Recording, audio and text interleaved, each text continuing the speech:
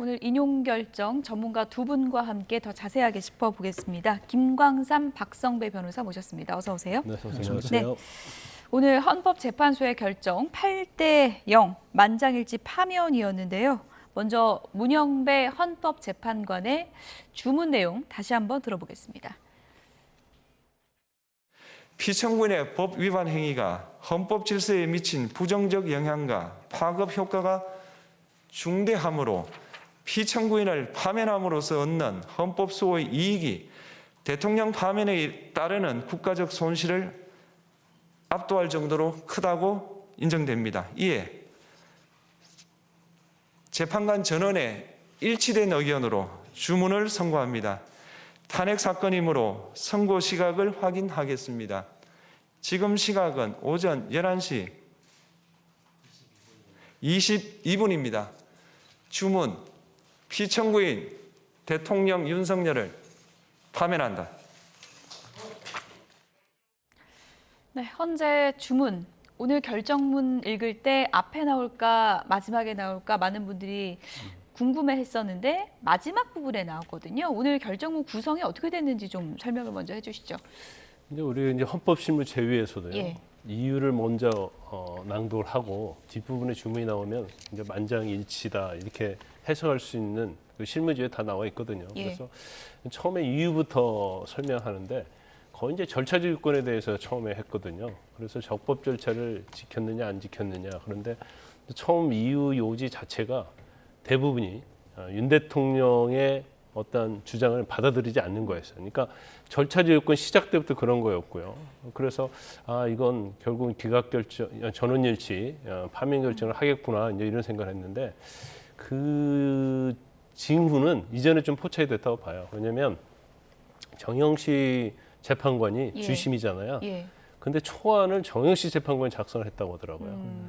그러면 다수 의견, 이제 주심이 다수 의견이면 주심 재판관이 초안을 작성하고 예. 소수 의견이면 다수 의견의 재판관 중에 한 명을 지명해서 그 재판관이 작성을 하는데 일단 뭐 선고 전에 예. 정영식 재판관이 초안을 작성했다. 이것이 언론 보도에 나왔거든요. 그렇다고 하면 정영식 재판관이 초안을 작성했으면 거의 인용에 만장일치가 될 가능성이 크다 이렇게 봤었는데 이제 결과적으로 그렇게 됐어요. 그래서 오늘 선고 자체가 뭐 의견이 다양했다고 한다면 시간이 좀 많이 길어졌을 겁니다. 소수 의견, 반대 의견, 뭐 보충 의견, 별개 의견 이제 이런 것들로 나눠졌을 텐데 근데 결과적으로 보면 뭐 시간이 이렇게 길지 않았잖아요. 그래서 일단 전체적으로 어떤 요건에 대해서는 대통령의 주장을 받아들이지 않고 국회의 어떤 주장 이것이 거의 뭐 100% 받아들여졌다 이렇게 볼 수밖에 없을 것 같아요. 네. 국회가 탄핵 소추를 가결한 지 111일 만이었습니다. 상당히 설이 무성하지 않았습니까? 5대3 대드락설부터 뭐 4대4설, 6대2설 다양히 많았는데 이제 뭐 전원 일치로 합치된 결정이 나게 됐거든요. 왜 이렇게 늦어졌는지 이 부분이 혹시 뭐 나중에도 좀 이렇게 밝혀질 수 있나요, 이게?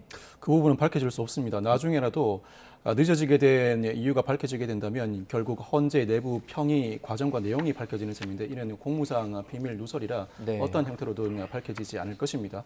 다만 일부 헌법재판을 심리하는 과정에서 재판관들 사이에 이견은 존재했을 것 같습니다. 네. 그 이견의 범위가 법정 의견의 수준인지 아니면 각 쟁점별 이견이 호출되어 있는지는 정확하게 알 수 없습니다만 오늘 헌재 선고 시에 반대 의견은 전혀 없고 일부 네. 절차와 관련된 보충 의견이 제시된 바 있습니다. 형사소송법상 전문 법칙을 헌법재판에도 엄격하게 적용하여야 한다는 2명의 보충 의견이 있었고 반대로 헌법재판에는 완화해서 적용할 수 있다는 2명의 보충 의견도 있었습니다. 네. 나아가서 일사부재의 원칙에 반하지는 않지만 다른 회기에도 탄핵 소추안 발의 횟수를 제한할 필요가 있다는 보충 의견도 제시됐습니다. 예를 들어 형사소송법상 전문 법칙을 탄핵 심판에도 엄격하게 적용하여야 한다는 2명의 보충 의견이 존재함을 전제로 그동안의 내부 평의 과정을 추론해 본다면 이 사건은 수사가 상당 부분 진행됨으로써 수사 기록이 상당히 현출되어 있는 상황이었습니다. 윤 대통령 입장에서는 주요 인사가 법정에 출석해서 증인으로 진술을 합니다만 그 수준을 뛰어넘어서 현장 실무자들에 대한 증인 신문도 필요한 상황이었습니다.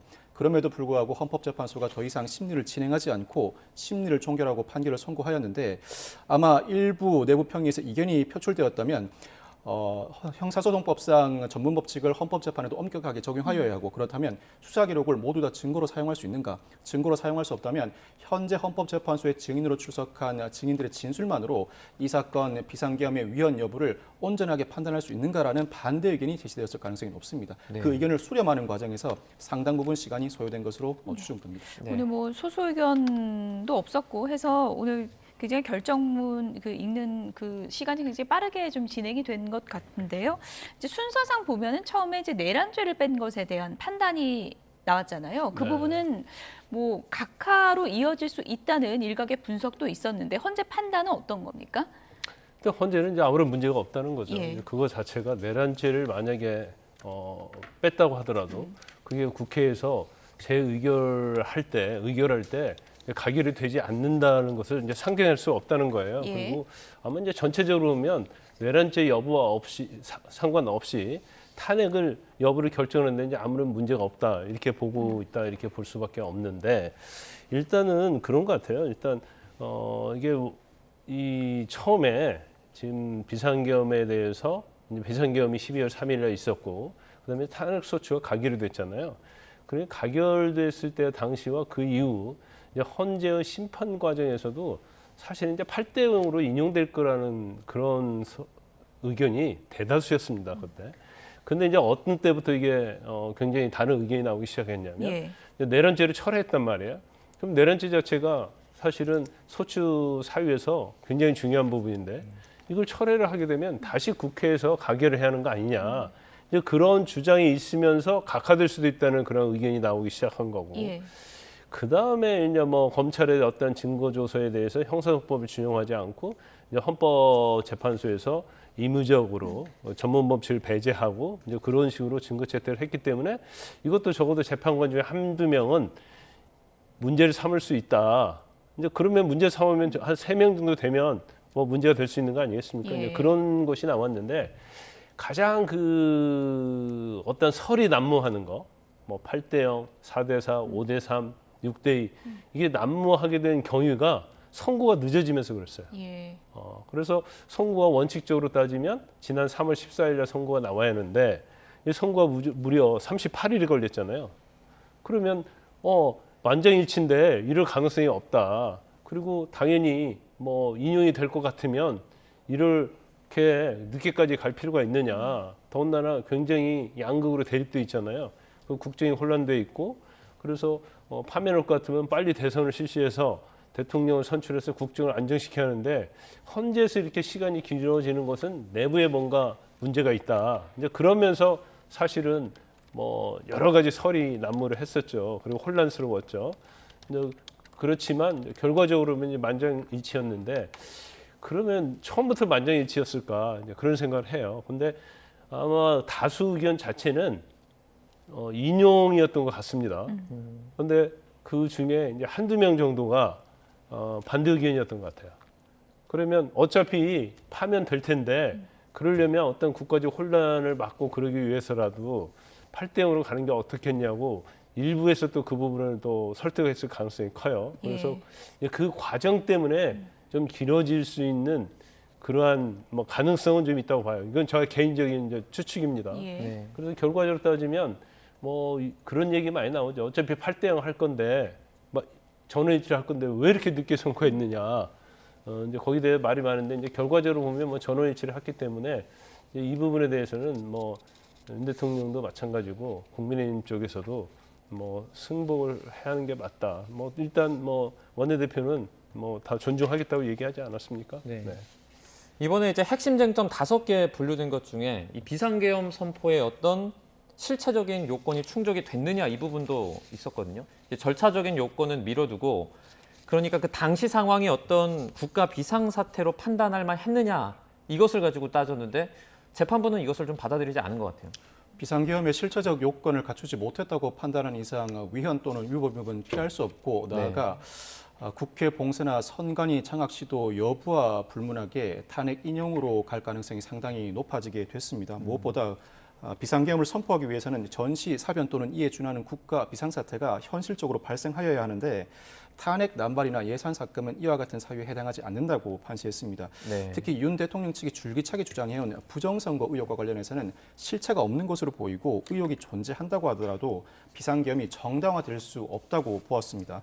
나아가서 경고성 계엄이었다는 주장에 대해서는 계엄법이 정한 계엄의 목적이 될 수 없다. 계엄을 경고성으로 발령할 수 없다는 취지의 판시를 이어나가면서 군경이 국회의 권한 행사를 방해한 이상 경고성 계엄으로도 볼 수 없다고 단언했습니다. 네.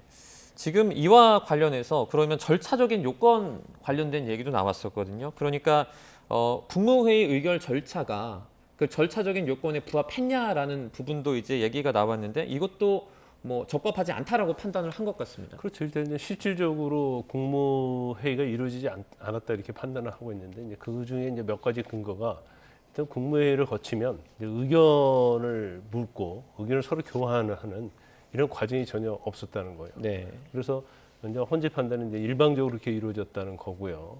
그래서 실제적으로 국무회의에 어떠한 절차가 없었다고 한다면 그것은 비상계엄의 요건을 위반한 것이다 이렇게 본 거예요. 그래서 우리가 항상 절차적 요건과 관련해서 계속적으로 많은 얘기를 해왔었잖아요. 그런데 결과적으로 실질적으로는 국무회의가 없었기 때문에 비상계엄 선포 자체가 이제 위법이었고 위헌이었다 이렇게 판단을 한 거죠. 네. 예.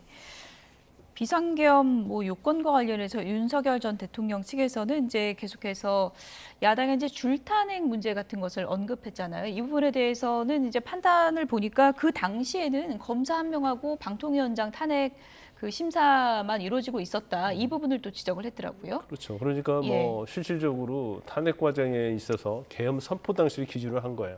선포 당시에 과연 군사를 동원할 정도의 어떤 긴급 사태였느냐, 비상 사태였느냐 예. 이걸 본 건데 그 당시에 검사 한 명하고 이준수 방통위원장만 이제 탄핵이 된 상태로 진행이 됐기 때문에 이 정도 가지고는 뭐 줄탄핵으로 해서 국가 어떤 국정이 마비된다랄지 뭐 비상사태를 볼 수 없고 또 설사 그렇다 하더라도 국가의 어떤 군을 동원해서 이걸 해결하려고 하는 것 자체는 사실은 헌법이나 이제 법률 위반이다 이렇게 판단을 한 거죠. 네.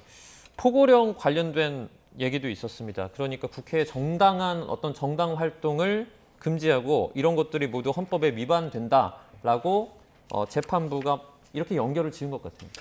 윤 대통령이 비상계엄을 발령하면서 이 포고령 1호는 중대한 실책이라고 할 수 있습니다. 네. 어떠한 경우에도 심지어 비상계엄 시에도 국회의 기능 행사를 저해할 여지는 없습니다. 그럼에도 불구하고 포고령 1호로 국회 활동 금지를 선언했는데 이는 위헌 또는 유허임을 면하기가 상당히 어렵습니다.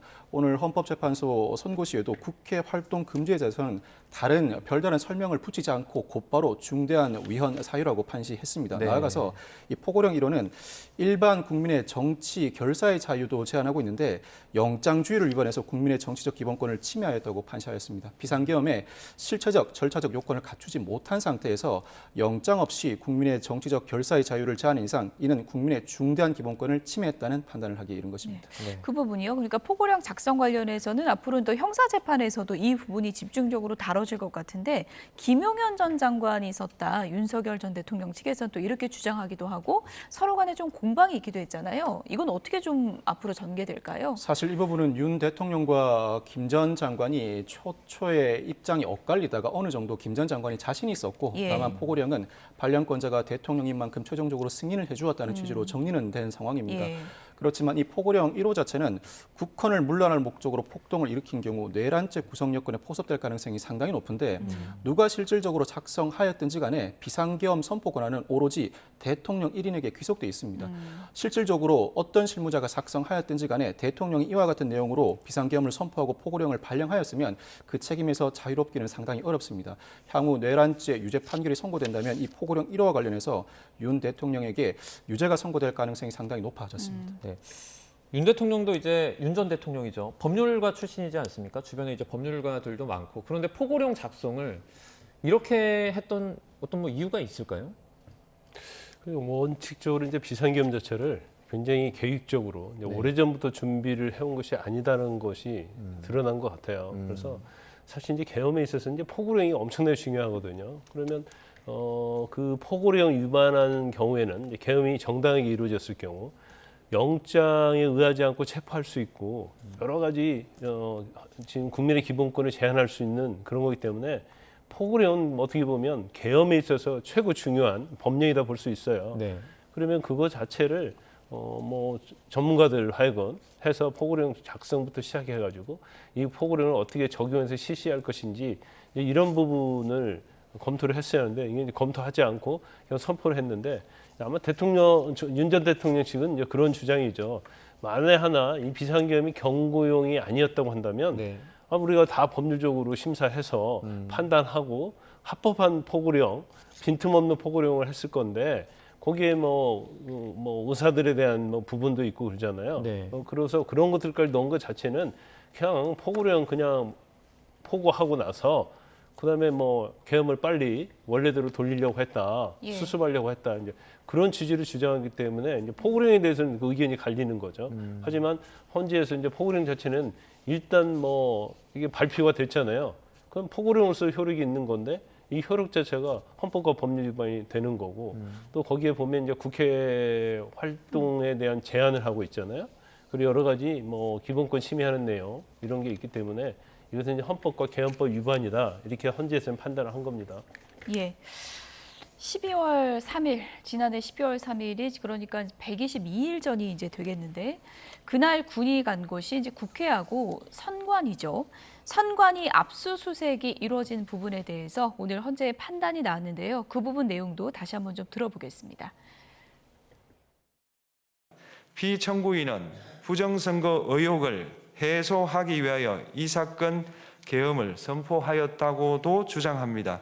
그러나 어떠한 의혹이 있다는 것만으로 중대한 위기 상황이 현실적으로 발생하였다고 볼 수는 없습니다. 또한 중앙선관위는 제22대 국회의원 선거 전에 보안 취약점에 대하여 대부분 조치하였다고 발표하였으며 사전, 우편, 투표함, 보관장소, CCTV 영상을 24시간 공개하고 개표 과정에 수검표 제도를 도입하는 등의 대책을 마련하였다는 점에서도 피청구인의 주장은 타당하다고 볼 수 없습니다. 네. 뭐 오늘 이 부분에 대해서는 영장주의를 뭐 위반했다 이런 얘기를 했는데 그건 어떻게 해석을 해야 될까요? 일단 이제 두 가지로 볼 수 있어요. 예. 이제 첫 번째는 그런 부정선거의 의혹이 있는데 그러면 설사 있었다 하더라도 의혹만 가지고는 사실은 어떤 현실적인 뭐가 발생하지 않았다는 거죠. 그렇기 때문에 이걸 계엄군을 뭐 투입을 해가지고 어떤 것을 하면 안 된다는 거예요. 예. 그리고 설사 만약 투입을 하려고 해도 이제 영장에 의해서 한다는 거죠. 그러면 영장이라는 것은 이제 제도권에 있는 거잖아요. 예. 그럼 적법 절차에서 할 수 있는데 이걸 의혹만 하나 가지고 이제 계엄을 선포한 건 잘못됐다 이렇게 예. 판단을 한 것이고요. 그다음에 이 의혹이 이제 사실이냐 아니냐 이제 그 부분을 판단을 했어요. 그래서 여러 가지 전에 이제 보안 취약점이 있기는 했는데 예. 대부분 다 조치가 되었다는 거고. 그러니까 부정선거 의혹 자체의 사실 여부도 좀 헌재에서 어느 정도 판단을 내린 건가요? 그렇죠. 이번에? 의혹만 예. 가지고는 이렇게 계엄군을 뭐 파견해서 할 수 없다는 거고. 예. 또 의혹이 뭐 이전에 있었다 하더라도 이제 여러 가지 상황을 보면 이전에 예. 뭐 그것도 여러 가지 보충적으로 어떤 미비점을 다 보완을 했다는 거예요. 그래서 뭐 CCTV 영상이랄지 그런 것도 예. 공개를 하고 그다음에 개표 과정에서 수검표제도 도입하고 이렇기 때문에 거의 다 해소가 됐다는 거죠. 그 의혹을. 예. 그렇기 때문에 의혹이 있다는 윤 전 대통령의 주장은 맞지 않다. 이렇게 결론을 내린 겁니다. 네. 그 결과문을 읽는 모습을 보면서 제가 법조인 관련된 얘기도 조금 눈여겨봤었는데 법조인 위치 추적 시도 관련된 말이 언급이 됐습니다. 그러면 이 부분도 그 어떤 윤 대통령의 위법성 관련된 내용을 판단하는 데 좀 크게 작용을 했을까요? 이 사건 쟁점은 사실 크게 보면 4가지입니다. 그 중에 이 네 번째, 즉 국회 봉쇄 또는 선관위 장악 시도의 주요 근거 중 부수 쟁점으로서 주요 인사 체포 시도도 또 다른 쟁점이라고 볼 수 있습니다. 네. 이 5번째 쟁점에 대해서도 헌법재판소가 사실관계를 인정하고 인용 판결의 근거로 삼은 것 같습니다. 특히 법조인 위치 확인과 관련해서는 헌법재판소가 심지어 재판부 나아가 판사에 대한 위치 확인 시도도 있었다. 네. 이에 따르면 결국 사법부가 행정부의 권한 행사에 굴종할 가능성도 있다는 취지의 비교적 상당히 강한 표현도 사용한 바 있습니다. 어떠한 경우에도 삼권 분립의 원칙은 침해될 수 없는데 비상계엄을 선포하면서 국회와 선관위를 장악 시도했을 뿐만 아니라 상황에 따라서 사법부 장악 시도도 있었다는 취지의 판결 선고 내용이 삽입된 것으로 보입니다. 명시적으로 사법부 장악이라는 표현을 쓰지 않았습니다만 윤 대통령의 당시 비상계엄이 실체적 절차적 요건을 갖추지 못했을 뿐만 아니라 예. 삼권 분립을 저해하고 각 헌법기관의 권능 행사에 심단 영향을 미쳤다는 취지의 판시를 이어나간 것으로 보입니다. 그 명단에 뭐 전 대법관도 있었다 이런 내용도 들어가 있었는데 그렇다면 이 체포조 명단과 관련해서는 그 변론길에 나왔던 증인들의 진술이 뭐 그대로 채택이 된 건가요? 아니면은 뭐 검찰 조서가 그 사실로 채택된 건가요? 어떻게 체포 봐야 관련해서 됩니까? 이제 홍장원 예. 전 국정원 차장의 진술이 이제 대통령도 직접 지시받았다는 예. 거고요. 그 다음에 이제 국회에서 어떤 끌어내라 이건 자체는 사실은 곽정근 전 사령관이 이제 김용현 전 장관으로부터 지시를 받았다는 거 아닙니까? 이제 그런 내용들이고, 그다음에 이제 법관에 관한 내용은 사실 이전에는 그렇게 언론에 나오지 않았던 내용입니다. 그런데 아마 저 내용이 검찰 조서에 있었던 것 같아요. 왜냐하면 지난번 헌법재판소에서 심판할 때도 예. 이 내용이 사실은 나오지 않았거든요. 그러면 검찰의 어떤 수사 기록에 이제 법관에 관련된 내용이 나왔기 때문에 예. 아마 오늘 낭독을 했을 거라고 보고 아마 그 이제 헌재에서는 그렇게 판단한 것 같아요. 이제 그러면 전 법관들을 왜 체포하려고 했느냐? 그것은 뭐 사법부의 어떤 길들이기 아니면 뭐 의도대로 뭔가 사법부에서 이제 판결을 내는 그러게 하기 위해서 한 게 아니냐. 이제 그렇게 지금 헌재에서는 인식을 하고 있는 걸 보여요. 그래서 오늘 권한대행도 예. 그런 법관 체포하려고 한 이유 자체가 이제 사법부에 영향을 미치려고 했다. 예. 그런 취지로 이제 결정을 한 거죠. 결정문 내용을 보면 이제 그 윤 전 대통령 파면을 통해서는 헌법 수호의 어떤 이익이 국가의 손실보다 크다 이런 말을 했는데 결과적으로는 이 파면을 통해서 얻을 수 있는 실익이 더 크다라고 어떻게 보면 약간 정치적인 판단도 들어갔다고 봐야 됩니까? 뭐 정치적인 판단이라기보다 중대성이 인정되어야 인용 결정을 할 수 있다 보니 판단은 불가피했던 것으로 보입니다. 특히 비상계엄의 선포 요건부터 시작해서 주요 쟁점 4가지 또는 5가지 전체에 대해서 국회 측의 주장을 인용하는 이상 사실상 중대하다는 판단은 할 수밖에 없었던 것으로 보입니다. 네. 5가지 쟁점을 모두 인용하면서도 그 효과가 미미하였으므로 중대하지 않다는 판단을 하기가 오히려 더 어려워 보입니다.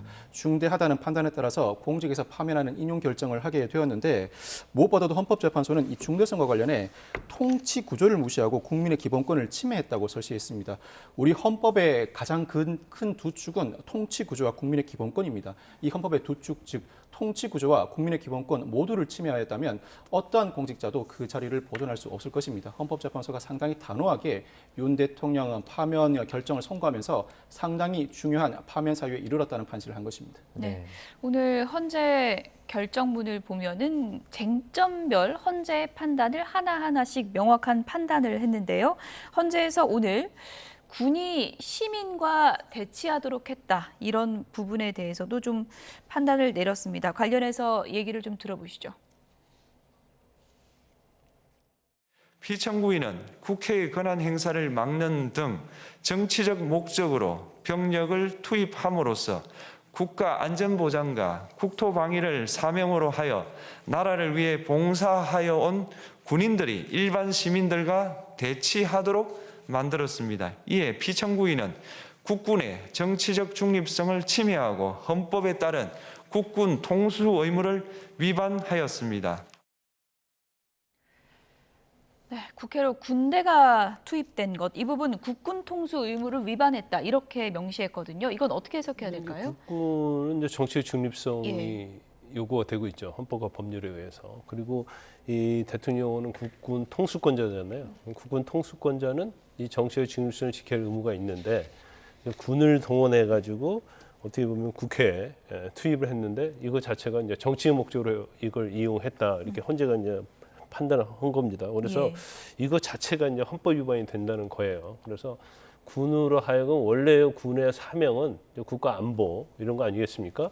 근데 그걸 범위를 벗어내서 정치적 목적으로 군을 사용했다. 그것은 정치의 중립성을 해왔다고 이렇게 볼 수 있기 때문에 이건 이제 명백하게 이제 헌법 위반이 된다 이렇게 판시를 한 거죠. 이제 국회에 군이 투입이 되면서 어떤 국회의원들의 의결권, 심의 의결권도 좀 침해를 당했다 이렇게 판단을 한 거죠. 국회 측이 주장하고 있는 각종 사유를 온전하게 받아들인 것 같습니다. 네. 윤 대통령 측이 국회 활동을 조회하지는 않았다는 취지의 주장을 해왔습니다만 이를 모두 배척한 것으로 보이는데 특히 수사 기록을 토대로 판단해 볼 때 현재까지 헌법재판소에 출석한 증인의 각종 진술이 이 수사 기록에 크게 배치되지 않는다는 판단에 이른 것 같습니다. 네. 무엇보다도 윤 대통령이 이 특전 사령관에게 문을 부수고 인원을 끄집어내라는 지시를 했다는 부분을 사실로 받아들였고 경찰청장에게 6차례 전화를 걸어서 국회 출입 차단을 했다는 지시도 사실로 받아들였습니다. 국방부 장관이 방첩사령관에게 주요 정치인 위치 파악을 지시하고 방첩사령관이 국정원 1차장에게 위치 추적 요청을 했다는 부분도 사실로 받아들이면서 이른바 홍장원 전 차장의 메모를 둘러싼 신빙성 논란, 이 메모 자체를 증거로 채택하였는지 여부는 불분명합니다만 예. 홍 전 차장의 진술 자체 신빙성도 높다고 판단한 것으로 보입니다. 네. 그래서 변론기일 그 중간중간 양측에 이제 공방이 있었던 홍장원의 메모라든지 곽종근 진술 이런 것들에 대한 증거 능력에 대한 판단이 있을지도 좀 궁금했는데 그런 부분은 담기질 않았더라고요. 근데 이제 그것은 이제 약간 지역적인 예. 거예요. 근데 우리가 방송을 통해서 계속적으로 그 부분을 얘기했던 것은 이제 홍정원 제1차장은 이제 대통령부터 직접 전화를 받았다는 거잖아요. 예. 체포조와 관련해서. 그러면 이제 전체적으로 체포조가 운영이 됐느냐 안 되었느냐 이제 그거 전체적인 그림을 봐야 하는 거죠. 예. 그러면 뭐 체포조 운영과 관련해서 이제 방첩사령부에서 어떤 행위를 했는지랄지 그리고 이제 경찰과 경찰청장과의 어떤 대통령으로부터 어떤 지시를 받았는지, 어떤 쪽지를 받았는지, 이건 이제 종합적으로 판단을 해서 체포조가 운영됐는지 여부를 판단하는데 대통령도 직접 지시받았다고 하는 사람이 홍장원 제1차장이기 때문에 예. 우리가 지금 그 부분만 굉장히 집중해서 이게 신빙성이 있느냐 없느냐. 예. 그래서 홍장원 차장의 진술이 신빙성이 없게 되면 마치 체포조 운영한 것 자체가 없게 되는 것처럼 예.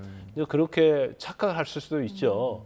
그런데 헌재에서는 홍정원 차장의 진술의 어떤 신빙성 이런 걸 떠나서 전체적으로 보면 다른 증거에 의해서도 그게 체포조 운영과 관련된 것이 인정이 된다고 본 거예요. 그러니까 결정적인 근거가 아니라 여러 근거 중에 그죠? 하나라고 그 중에 판단한다는 하나죠. 거죠? 예. 근데 그 홍정원 차장이 설사 그 과정에서 메모랄지 이런 데서 진술이 좀 왔다 갔다 하고 예. 경우에는 신빙성이 없는 부분이 있다 할지라도 다른 증거와 관련해서 조합해서 보니까 이 진술 자체가 뭐 당연히 뭐 일치한다 이렇게 보고 있는 거죠.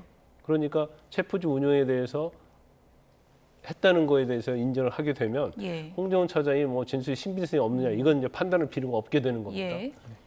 이 국회에 군이 투입된 부분과 그리고 실제로 뭐 어떻게 보면 의원들을 체포하려고 시도했던 이런 부분들이 나중에 윤 전 대통령의 형사 재판에도 좀 큰 영향을 미치지 않습니까? 일단 헌법재판소가 탄핵심판 인용 결정을 내린 이상 형사재판 유죄 판결을 위한 필요 조건은 충족되었다고 보여집니다. 아직까지 네. 충분 조건은 아닙니다. 형사재판에서 인정되는 내란죄, 이른바 국헌을 물러날 목적으로 폭동을 일으킨 경우는 요건이 더 엄격할 뿐만 아니라 네.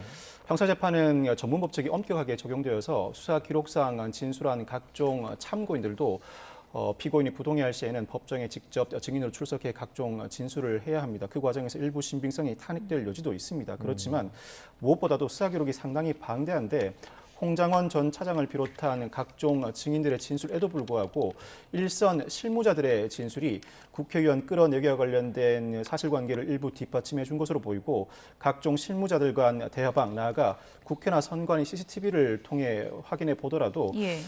국회와 선관위 무력화를 시도했다는 부분 사실관계 인정을 피할 수는 없었던 것으로 보입니다. 이에 따라서 형사재판에서도 실제로 국회를 봉쇄하거나 선관위 장악을 시도하였다는 사실관계가 크게 달라질 여지는 없어 보입니다만 그렇다고 하더라도 형사재판은 헌법재판과 달리 각종 절차가 더 두텁게 보장되고 예. 직접 법정에 출석한 증인들이 일부 진술을 번복한다면 이에 따라 일부 결론은 달라질 여지가 있습니다. 즉 내란죄를 구성하는 각종 사유에 대한 판단이 달라질 여지는 아직까지는 존재합니다. 형사 재판에서 이제 더 꼼꼼하게 들여다볼 이제 기회가 남은 것이고요. 그 부분은 이제 많은 분들이 이제 궁금해했던 게 윤석열 전 대통령 측에서 이제 주장했던 거는 검찰 조사를 증거 채택하면 안 된다라고 이제 주장을 했잖아요. 이거는 오늘 그 결정문 보면은 어떻게 된 건가요? 이 결정문 내용에 검사가 작성한 피의자 신분 조서는 사실 2020년에 형사소송법이 개정되면서 공범에 대한 피의자 신분 조서는 피고인 당사자가 부인할 경우에는 증거로 쓸 수 없습니다. 그럼에도 불구하고 이 사건 헌법재판을 진행하는 과정에서는 그와 무관하게 온전하게 수사 기록을 모두 근거 자료로 삼은 것으로 보입니다. 일부 형사소송법상 전문 법칙을 더 엄격하게 적용하여야 한다는 2명의 보충 의견과 완화할 수 있다는 2명의 보충 의견이 존재한다면 결국 예. 각종 논란에도 불구하고 수사 기록을 온전하게 채택해 증거로 삼았다는 것이 법정 의견이라고 할 수 있습니다.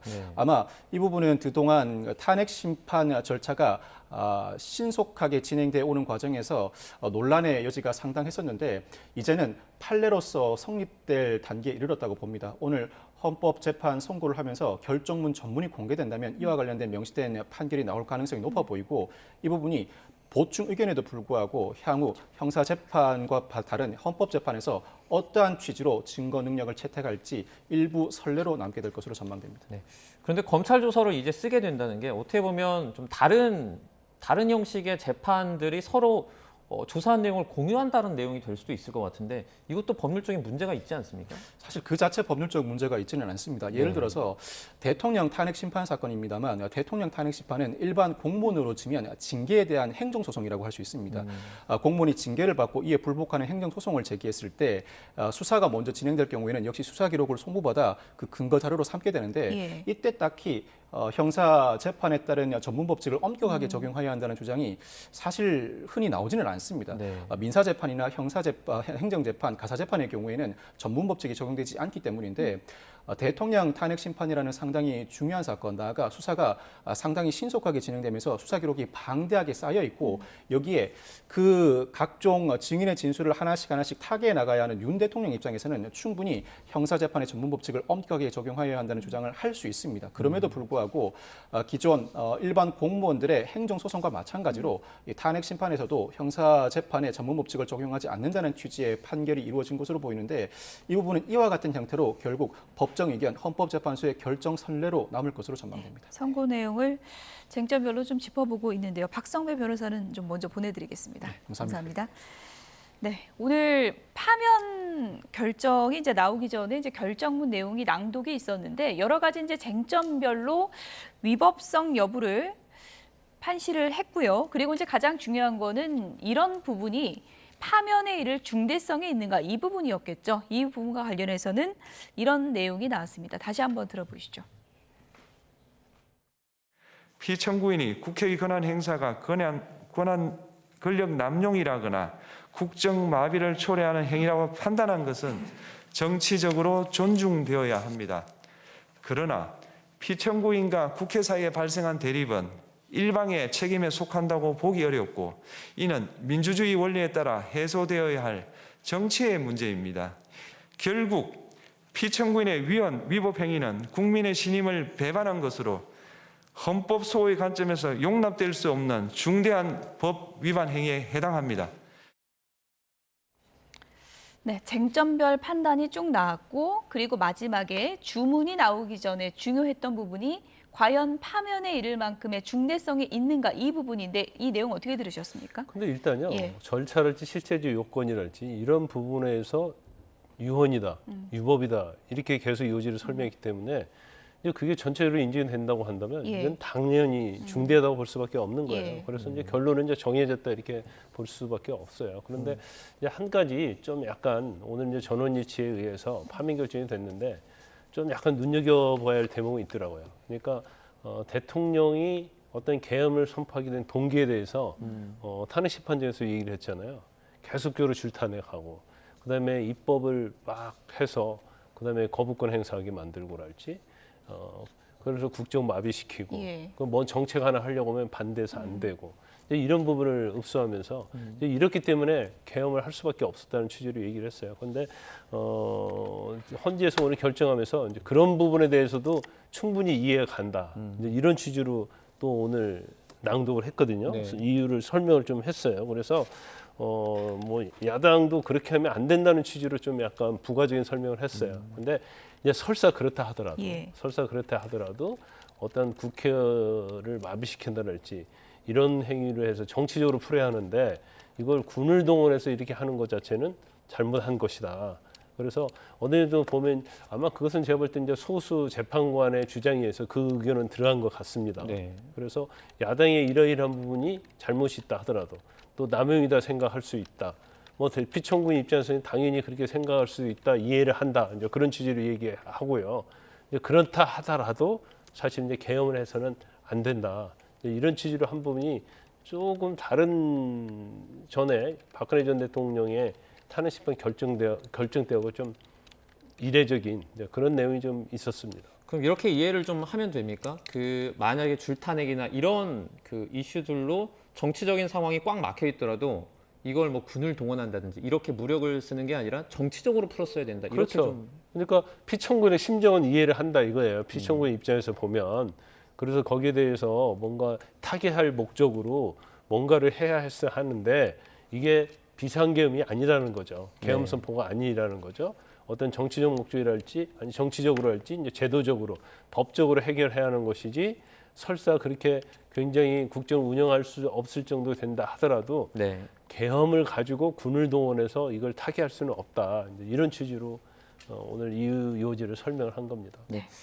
앞으로 윤석열 전 대통령 일단 주문 읽는 동시에 이제 효력이 이제 발효가 된 것이기 때문에 사저로 이제 이동을 하게 되는데 어떻습니까? 그 사저로 가는 그 일자 같은 것은 본인이 정하는 건가요? 아니 어떻게 법률적으로는 되는 겁니까? 정해진 게 없어요. 예. 그런데 아마 적어도 내일 정도 전에 박근혜 전 대통령은 아마 다음 날 아마 사저로 옮겼던 걸로 기억이 나는데 예. 아마 윤 대통령도 뭐 일단 이제 대통령 지위가 아니기 때문에 뭐 하루 이틀 2, 3일 있는 것도 굉장히 부담스러울 거예요. 예. 그래서 윤 전 대통령도 아마 제가 볼 때는 뭐 빠르면 내일 아니 이제 모레 정도 사저로 갈 거고 사저가 이제 서초동에 있잖아요. 예. 네. 서초동 그쪽으로 갈지 다른 곳에 갈지는 모르겠어요. 헌법에 대통령 거리시 뭐 60일 이내 대선해야 된다 이런 규정도 나와 있지 않습니까? 네. 그러면 그 어떤 일정에 대한 계획은 어떻게 세워집니까? 60일 이후로 딱 정해집니까? 아니면 다시 정합니까? 60일 이내인데요. 네. 일단 한덕수 권한대행이 대선 선고일을 공고를 해야죠. 그래서 10일 이내에 공고하도록 되어 있습니다. 네. 그래서 근데 사실 60일 이내면 2달 정도밖에 되지 않거든요. 그렇기 때문에 지난 박근혜 전 대통령 탄핵 때도 60일 꽉 채웠어요. 왜냐하면 시간적으로 너무 타이트하니까. 네. 그래서 예를 들어 뭐 50일 안에 치른다 하면 또 12일이 또 빠지기 때문에 대선 치르기 굉장히 어려워요. 각 당도 준비하기도 어렵고. 예. 그래서 아마 이번에도 60일 꽉 채울 것이다. 그러면 뭐 제가 볼 때는 한 6월 3일 예. 정도 대선이 실시가 될 거고 아마 5월 23일인가요? 그건 제가 한번 시간 계산해 봐야했는데 예. 네.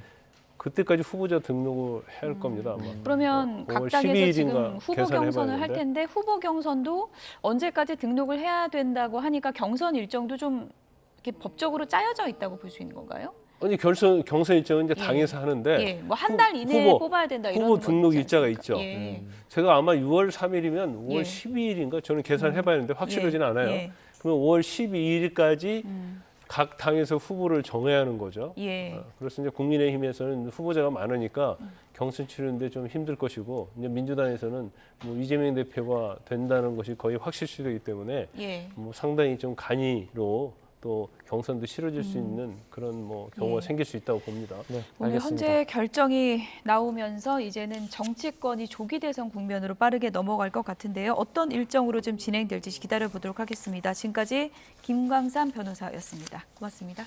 그렇습니다.